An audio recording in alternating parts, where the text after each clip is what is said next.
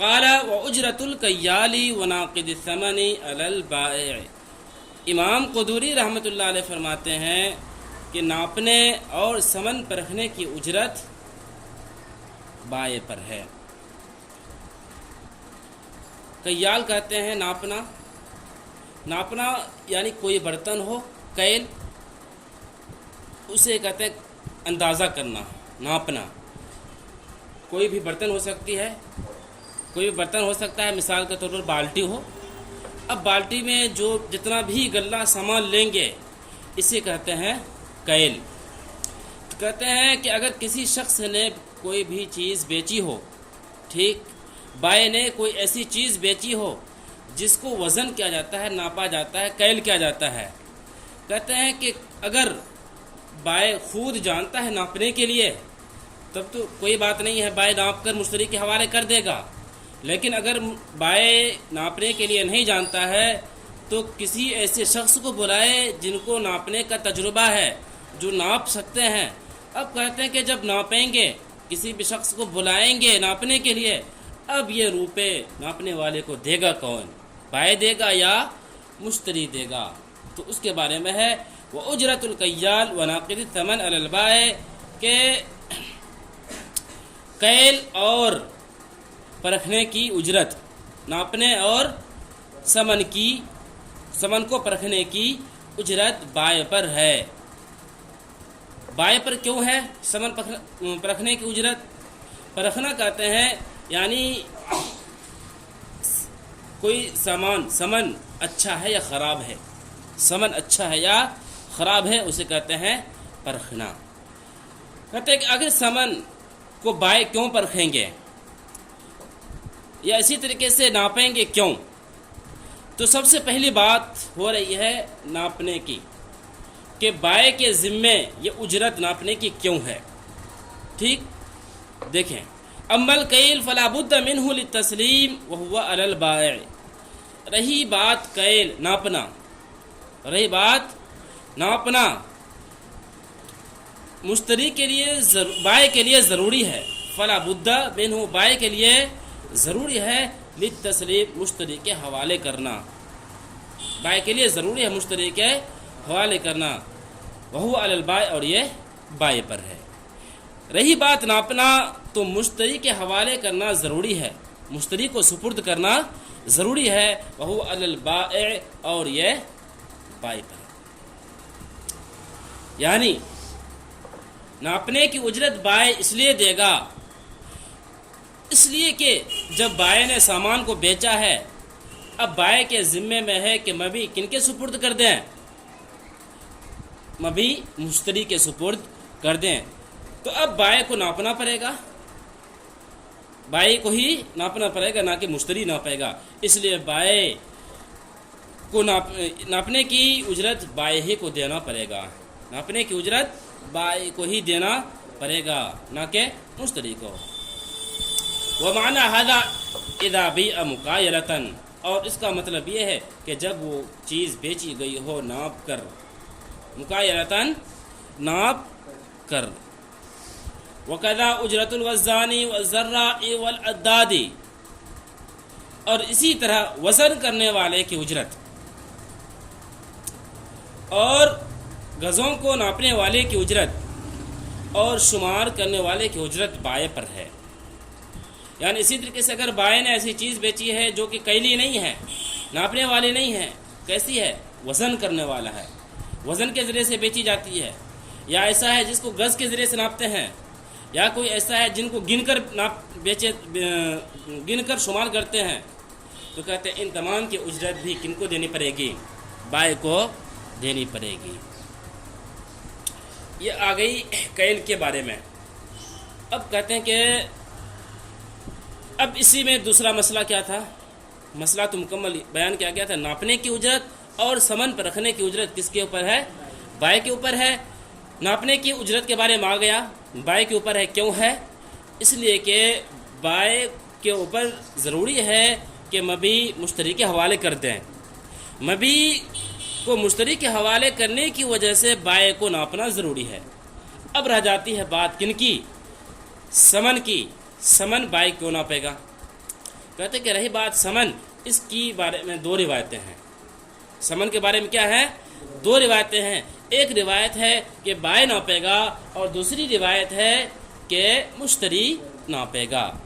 دیکھیں، اما النقد فالمذکور روایت ابن رستم عن محمد ابن رستم عن محمد. رہی بات نقد کی، رہی بات نقد کی یعنی سمن کی، رہی بات سمن کی، ابن رستم کی روایت میں امام محمد سے جو مذکور ہے. رہی بات نقد تو امام محمد سے ابن رستم کی روایت میں مذکور ہے. کیا مذکور ہے؟ یعنی ابن رستم کی روایت میں مذکور ہے جو کہ امام محمد سے مروی ہے کہ ناپنے کی اجرت کون دے گا؟ بائع دے گا. یہ سمن پر رکھنے کی اجرت کون دے گا؟ بائع دے گا. یعنی سمن پر رکھنے کی اجرت کا مطلب ہے کہ بائع نے مبیع مشتری کے حوالے کر دیا. اب مشتری سے کیا لیں گے؟ سمن لیں گے، قیمت لیں گے. اب کہتے ہیں کہ اس سمن کو پرکھے گا کون؟ بولتے ہیں کہ اچھا ہے یا خراب ہے، بائع تو پہچانے گا. کون پہچانے گا؟ بائع ہی پہچانے گا. رہی بات نقد جو کہ امام محمد رحمۃ اللہ علیہ کی، امام محمد سے ابن رستم کی روایت میں مذکور ہے، وہ کیا ہے؟ یعنی پرکھنے کی اجرت کس کے اوپر ہے؟ بائع کے اوپر ہے. بائع کے اوپر کیوں ہے سمن پرکھنے کی اجرت؟ یعنی بائع ناپنے کی بھی اجرت کیا کرے گا؟ ناپنے کی اجرت بھی بائع کے اوپر ہے، اور سمن کو اچھا ہے یا خراب ہے اس کو بھی جو اگر اجرت لگے گا ٹھیک کرنے کی، یعنی کھرا ہے یا کھوٹا ہے پہچاننے کی جو اس کی اجرت لگے گی، آخر یہ بھی بائع پر کیوں ہے؟ یہ بھی بائع پر کیوں ہے؟ اس کی دلیل ہے لأن النقد يكون بعد التسلیم، لأن النقد يكون بعد التسلیم، اس لیے کہ سمن کا سپرد کرنا، سمن کو دینا بعد التسلیم بائع کے سپرد کے بعد ہوتا ہے. اس لیے کہ سمن بائع کے سپرد کے بعد ہوتا ہے، بائع کے سپرد کے بعد ہوتا ہے، یعنی بائع کے مبیع دینے کے بعد ہوتا ہے. الا تری انه يكون بعد الوزن، کیا تم دیکھتے نہیں کہ وہ وزن کے بعد ہوتا ہے؟ یعنی یہ سمن جو دیتے ہیں کب دیتے ہیں؟ بائع کو مبیع دینے کے بعد دیتے ہیں. جب مبیع دینے کے بعد سمن دیتے ہیں بائع کو، تو اب یہ بائع کے ہی ذمہ ہے، بائع کے ہی ذمہ ہے کہ وہ سمن کو دیکھ لے اچھا ہے یا خراب ہے. والبائع هو المحتاج الیہ، اور بائع کو ہی اس کی ضرورت ہے، بائع کو ہی اس کی ضرورت ہے. کیوں ضرورت ہے؟ لیمیز ما تعلق به حقه من غیرہ، تاکہ اپنے حق کے علاوہ دوسرے کے حق کا تمیز کر سکے، تاکہ اپنے حق کے علاوہ دوسرے کے حق کی تمیز کر سکے. او لیعرف المعیب، یا یہ کہ وہ عیب دار کو پہچان سکے، یا یہ کہ وہ عیب دار کو پہچان سکے، عیب دار کو پہچان سکے. کیوں؟ لیردہ، تاکہ اسے واپس کر سکے. اگر وہ عیب دار ہے یا اس کے ساتھ دوسرے کا حق متعلق ہے تو بائع اسے واپس کر سکتا ہے، بائع مشتری کے سمن کو واپس کر سکتا ہے. اب دوسری روایت ہے، اب اس روایت میں ہے کہ سمن اچھا ہے یا خراب ہے یہ بائع کے ذمے میں نہیں ہے، مشتری کے ذمے میں ہے. کن کے ذمے میں ہے؟ مشتری کے ذمے میں ہے. دیکھیں، وفی روایت ابن سماعہ، وفی روایتی ابن سماعہ عنہ علی المشتری، اور امام محمد سے ہی ابن سماعہ کی روایت میں ہے کہ ناپنے کی سمن کی اجرت مشتری پر ہے. علی المشتری، سمن کی اجرت مشتری پر ہے. کیوں ہے مشتری پر؟ لأنه يحتاج إلى تسلیم الجید المقدور، اس لیے کہ مشتری، لأنه يحتاج، اس لیے کہ مشتری ضرورت مند ہے، اس لیے کہ مشتری ضرورت مند ہے مقررہ اچھے سمن کو سپرد کرنے کا. اچھے، جید کا ترجمہ اچھا، عمدہ، مقدور کا ترجمہ مقررہ، اس لیے کہ مشتری کو ضرورت ہے مقررہ اچھے مبیع کو سپرد کرنے کا۔ کہتے ہیں کہ دیکھیں ثمن یعنی قیمت، روپے پیسے، یہ اچھا ہے یا خراب ہے، بائع نہیں پہچانے گا، کون پہچانے گا؟ مشتری پہچانے گا۔ کیوں؟ اس لیے کہ روپے دینا ہے کن کو؟ مشتری کو دینا ہے۔ جب مشتری کے ذمے میں ہے تو کتنا دینا ہے یہ مشتری کے ذمے میں ہے، اور یہ بھی ضروری ہے کہ اچھا دے گا، اس لیے اچھا دینا اور متعین دینا یہ مشتری کے ذمے میں ہے۔ جب مشتری کے ذمے میں ہے تو مشتری ہی پہچانے گا، بائع نہیں پہچانے گا۔ یہ کہہ رہے ہیں ثمن کو پرکھنے کی دوسری دلیل، والجودۃ تعرف بالنقد، والجودۃ تعرف بالنقد، اور اچھا پہچانا جاتا ہے پرکھنے سے، اور اچھا پہچانا جاتا ہے پرکھنے سے۔ پرکھنے سے مطلب اندازہ کرنے سے۔ اور یہ کون کرے گا؟ پرکھے گا کون؟ بائع نہیں بلکہ مشتری۔ کیوں؟ اس لیے کہ اچھا سامان دینا ہے مشتری کو۔ کما یعرف القدر بالوزن فیکون علیہ، جیسے کہ وزن کے ذریعے سے مقدار کو پہچانا جاتا ہے، جیسے کہ وزن کے ذریعے سے مقدار کو پہچانا جاتا ہے۔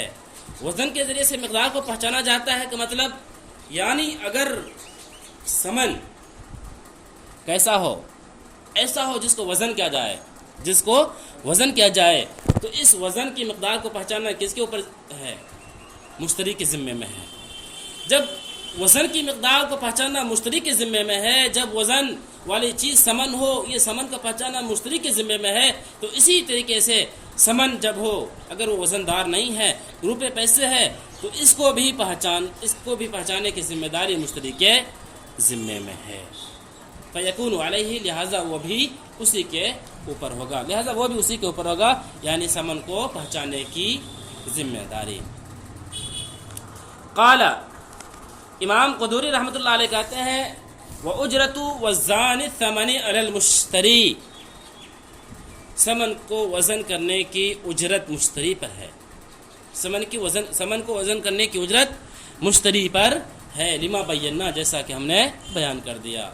اس قال سے یہ بتلانا چاہ رہے ہیں کہ اگر ثمن کا وزن کریں تو ثمن کی اجرت مشتری کے ذمے میں ہے، لما بینا، جیسا کہ ہم نے بیان کر دیا، یعنی پیچھے ابھی آیا۔ کیوں؟ انہ هو المحتاج الى تسلیم الثمن، اس لیے کہ وہی ضرورت مند ہے بائع کو مبیع سپرد کرنے کا، اس لیے کہ وہی ضرورت مند ہے بائع کو ثمن سپرد کرنے کا۔ وبالوزن يتحقق تسلیم، اور وزن کے ذریعے سے سپردگی متحقق ہوتا ہے، یعنی جب تک وزن نہیں کریں گے تب تک سپردگی متحقق نہیں ہو پائے گا۔ اب آگے دیکھیں، قال ومن باع سلعة بثمن قیل للمشتری ادفع الثمن اولا۔ امام قدوری رحمۃ اللہ علیہ کہتے ہیں کہ اگر کسی نے سامان بیچا ثمن کے بدلے، قیل للمشتری ادفع الثمن اولا، مشتری سے کہا جائے گا پہلے قیمت دو، کیا مطلب؟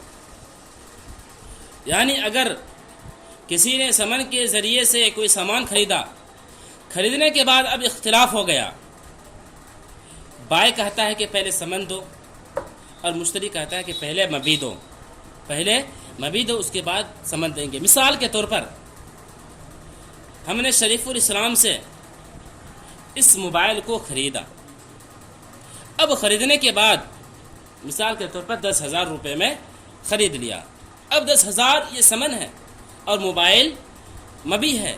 اب خریدنے کے بعد ہم شریف الاسلام سے کہتے ہیں کہ پہلے ہم کو موبائل دے دو، اس کے بعد ہم کیا کریں گے؟ روپے دیں گے، اور وہ کرے کہ نہیں، پہلے ہم کو روپے دے دیں اس کے بعد ہم موبائل دیں گے۔ اب یہ ہو گیا اختلاف، کہتے ہیں ایسی صورت میں کیا کریں گے؟ تو ایسی صورت میں بتلایا گیا کہ سب سے پہلے کیا کریں گے؟ ثمن دیں گے، سب سے پہلے ثمن دیں گے. دیکھیں ومن باع سلعۃ، اور اگر کسی نے بیچا سامان کو بثمن، ثمن کے بدلے، قیل للمشتری ادفع الثمن اولا، مشتری سے کہا جائے گا پہلے ثمن ادا کرو. کیوں آخر ایسا؟ مشتری کو پہلے کہا جائے گا ثمن ادا کرو، کیوں؟ لأن حق المشتری تعین فی المبیع، اس لیے کہ مشتری کا حق مبیع میں متعین ہو گیا. اس لیے کہ مشتری کا حق مبیع میں متعین ہو گیا. اس لیے کہ جب میں نے اس موبائل کو شریف الاسلام سے خرید لیا، یہ موبائل تو ہم دیکھ رہے ہیں کہ واقعی میں یہ ہمارا موبائل ہو گیا، لیکن اب ہم ان کو روپے دیں گے، یہ ابھی متعین نہیں ہوا ہے، یہ ابھی متعین نہیں ہوا ہے. مبیع کا حق متعین ہو گیا، بائع کا حق ابھی متعین نہیں ہوا ہے. اس لیے مشتری سے کہا جائے گا سب سے پہلے کیا ادا کرو؟ ثمن ادا کرو. فیقدم دفع الثمن لیتعین حق البائع بالقبض، پس ثمن کو ادا کرنے میں مقدم کیا جائے، تاکہ بائع کا حق متعین ہو جائے قبضہ کرنے سے. یعنی جب بائع روپے کو لے لیں گے تو اب بائع کا بھی حق متعین ہو گیا اور مشتری کا حق بھی کیا ہو گیا؟ متعین ہو گیا. تو اس صورت میں پھر بائع درست ہوگا، کوئی بھی جھگڑا وغیرہ کا سبب نہیں بنے گا. لما، اس لیے کہ انہ لا یتعین بالتعیین، آخر ایسا کیوں کریں گے؟ ثمن پہلے کیوں دیں گے؟ اس لیے کہ انہ لا یتعین بالتعیین، اس لیے کہ ثمن متعین کرنے سے متعین نہیں ہوتا ہے. تحقیقا للمساوات، یہ حکم برابری کو ثابت کرنے کے لیے ہے. مطلب یعنی جب جھگڑا ہو گیا شروع میں کہ بائع چاہتا ہے کہ سب سے پہلے مبیع آ جائے اور مشتری چاہتا ہے کہ بائع چاہتا ہے کہ سب سے پہلے ثمن لے لیں اور مشتری چاہتا ہے کہ سب سے پہلے مبیع لے لیں. کہتے ہیں کہ سب سے بہترین چیز یہ ہے کہ مشتری کا مبیع تو متعین ہو چکا ہے، بائع کا مبیع متعین نہیں ہوا تھا. بائع کا بھی مبیع متعین کر دیں، ثمن متعین کر دیں، بائع کا بھی ثمن متعین کر دیں. اب دونوں کا حق کیا ہو گیا؟ برابر ہو گیا. برابر ہونے کے بعد موبائل لے لیں. یہ صورت تھی جب کہ سامان خریدے کن کے بدلے میں؟ ثمن کے بدلے میں. اب آگے دوسری صورت ہے سامان کو سامان کے بدلے خریدے یا ثمن کو ثمن کے بدلے خریدے. تو اس صورت میں مسئلہ الگ ہے. قال امام قدوری رحمۃ اللہ علیہ کہتے ہیں ومن باع سلعۃ بسلعۃ، اور اگر کسی نے سامان کو سامان کے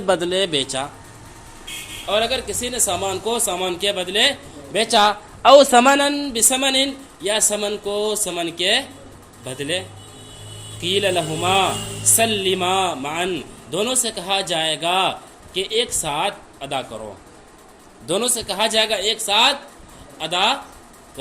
یعنی اگر سامان کو سامان کے بدلے بیچے، مثال کے طور پر میرے پاس بھی موبائل ہے، شریف الاسلام کے پاس موبائل ہے، میں نے اس موبائل کو ان کے موبائل سے کیا کر لیا؟ بیچ لیا، خرید لیا. اب کہتے ہیں اگر اختلاف ہو جائے، وہ کہتے ہیں کہ سب سے پہلے میرا موبائل مانگنا چاہتے ہیں اور میں ان کا موبائل مانگنا چاہتا ہوں، تو کہتے ہیں کہ مسئلے کا حل یہ ہے کہ ایک ہاتھ میں اپنا موبائل دوں اور دوسرے ہاتھ سے شریف الاسلام موبائل دے، اور ایک ساتھ یہ عمل ہو تو اس میں پھر کسی بھی طریقے کے اختلاف کا سبب نہیں ہے.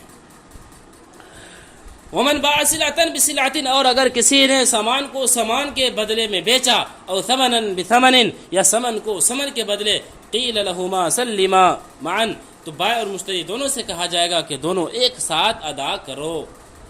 لاستواءہما فی التعیین وعدمہ، آخر دونوں ایک ساتھ ادا کریں گے کیوں؟ لاستواءہما فی التعیین وعدمہ، اس لیے کہ ان دونوں کے برابر ہونے میں، اس لیے کہ ان دونوں کا تعیین اور عدم تعیین میں برابر ہے. اس لیے کہ وہ دونوں تعیین اور عدم تعیین میں برابر ہیں. تعیین یعنی متعین ہونے میں، اس لیے کہ متعین ہونے اور متعین نہ ہونے میں دونوں کے دونوں برابر ہیں. متعین ہونے میں برابر ہیں یعنی جب کہ دونوں کے دونوں کیا ہوں؟ سامان ہو. موبائل کے بدلے میں ہو، یہ متعین ہے، اگر ثمن کے بدلے میں ہو تو یہاں پر متعین نہیں ہے، اس لیے کہا گیا ہے کہ متعین ہونا اور متعین نہ ہونا یہاں پر دونوں برابر ہیں، اس لیے اس والی صورت میں کہا جائے گا کہ دونوں ایک ساتھ لیں گے، دونوں ایک ساتھ، بائع بھی ایک ساتھ اور مشتری بھی ایک ساتھ لیں گے، اس میں پھر کسی بھی طرح کے اختلاف وغیرہ نہیں ہوگا۔ فلا حاجت الی تقدیم احدہما فی الدفع، پس ان میں سے کسی ایک کو پہلے دینے کی ضرورت نہیں ہے۔